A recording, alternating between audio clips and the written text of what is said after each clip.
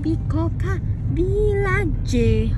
Kwento ko lang guys ang mga nangyari sa amin nung isang linggo. At dahil showing na nga ang Spider-Man ay napag-isipan namin na manood ng sine. Yes! Siyempre para lubos na maintindihan ko ay naghanap ako ng English. Dahil karamihan ng Spider-Man na sinihan ay Italiano. So kailangan kong tingnan ang oras at araw kung kailan may English na palabas. At nagkataon naman na nakakita ako sa Bikoka Village. Pagdating namin doon ay masyado pang maaga para sa oras na aming sine. Kaya naman namasyal muna kami sa loob ng mall. At syempre hindi mawawala ang bumili sila ng laruan. Aba at tig-isa pa. 10 minutes na lang ay magsasara na itong action. Buti na lang itong mga ano ko ay alam talaga ko anong gusto. Kaya naman bago sila magsara ay nakabili pa kami. Talaga naman tuwan-tuwa ang mga bata. At pagkatapos nga namin dito ay dumiretso naman kami sa laruan. At ayun ang isa sa mga gusto nilang gawin. Okay. At pagdating nga namin doon ay dito agad sila pumunta. Ito palagi ang kanilang nilalaro basta nasa ganitong lugar kami. Tuwang-tuwa sila dito lalo na si Alexa. Dahil siguro sa tubig, alam nyo naman ito ang pinakagusto niya. Pinagmamasdan ko dito sa Alexa, aba at nakakabaril na rin naman nga eh. Dati kasi walang direksyon ang kanyang pamamaril kundi kung saan na lang itama. Pero ngayon nakakatama na siya ng mga kalaban. Talaga naman nakakatuwa. Ay alam na niya kung paano laruin ito. Wow!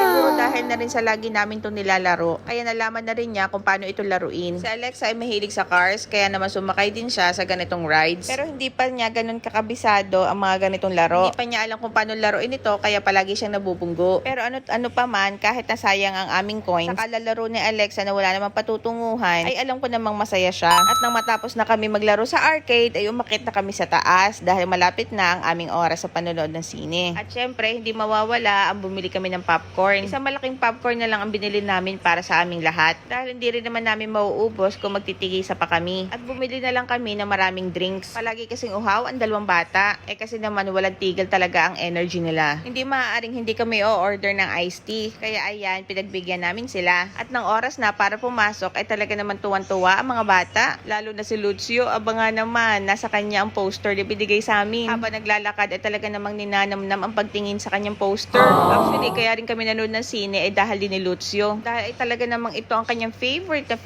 character. Hindi naman halata, di ba? Na halos hanggang underwear ay talaga naman naka-Spider-Man yan. Syempre gusto ko rin naman maging memorable ang first time na manood ng sine ni Lucio. Kaya tamang-tama ang first movie niya is Spider-Man. Kaya excited din ako manood na kasama sila. At si Alexa naman ay first time manood ng hindi cartoons. Dahil dati ang mga pinapanood lang namin sa sinehan ay mga cartoons lang. Kaya hindi ko alam kung tama ba ang decision ko na manood kami ng sine. Pero sa nakikita ko naman ay so far so good. Total kilala din naman ni Alexa si Spider-Man ay talagang natutuwa siyang panoorin ito. Lalo na si Lucio ay talaga namang excited manood. Kada labas ni Spider-Man sa big screen ay talaga namang sumisigaw si Lucio na Spider-Man. At buong panonood nila ay talaga namang kumain lang sila ng popcorn at uminom ng drinks. Nakakatuwa ang panonood namin ng sineng ito. Si Lucio ay first time manood ng sine at si Alexa naman ay first time manood ng hindi cartoons. At talaga naman nag-behave sila ng ayos sa loob.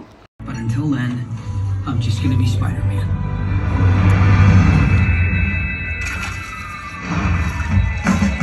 Incoming! Hey, whoa, whoa, whoa!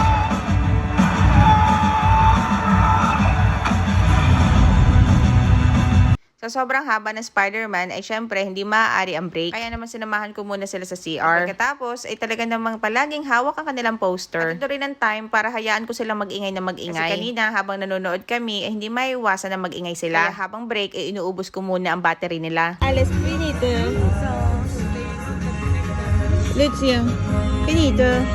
At nung natapos na ang Spider-Man, ay talaga namang palakpak ng maigi si Lucio. Alam ko nag-enjoy ang mga bata, kaya naman enjoy na rin ako. Dahil alam kong uuwi kami na may bit-bit na memorable experience ang mga anak ko.